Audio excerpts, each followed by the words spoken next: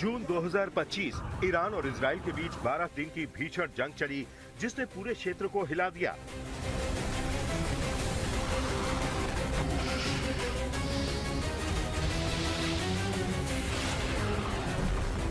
Israel ने Iran के nuclear और बैलिस्टिक मिसाइल ठिकानों पर हमला किया।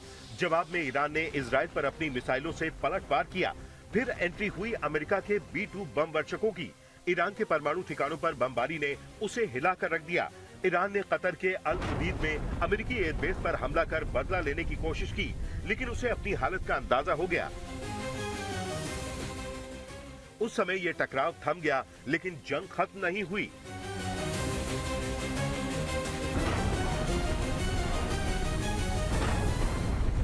आज हालात ये है कि दोनों के बीच तनाव हद से ज्यादा है, लेकिन तुरंत बड़े पैमाने के युद्ध की स्थिति नहीं है। इजरायली एक्सपर्ट्स के अलावा खुद अमेरिकी राष्ट्रपति डोनाल्ड ट्रंप कह चुके हैं कि अगर ईरान न्यूक्लियर बम बनाने की सीमा को पार करता है या मिसाइल क्षमता को हद से ज्यादा बढ़ाता है, तो इजराइल दोबारा हमला कर सकता है। और अब सबसे बड़ा डर इस युद्ध के फिर से छिड़ने का है।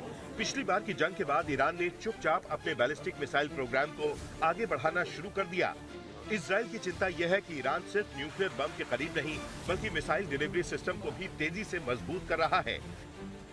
अमेरिका के राष्ट्रपति डोनाल्ड ट्रंप ने ईरान को सीधी चेतावनी दी, अगर न्यूक्लियर प्रोग्राम दोबारा शुरू हुआ तो हम उसे तबाह कर देंगे।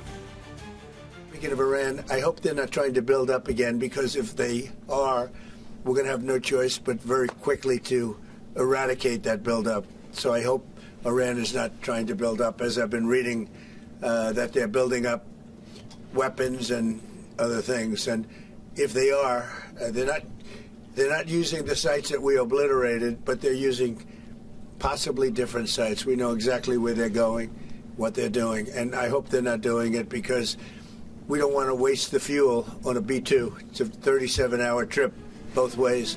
I don't want to waste a lot of fuel. यानी वॉशिंगटन अब भी पूरी तरह इजराइल के साथ है।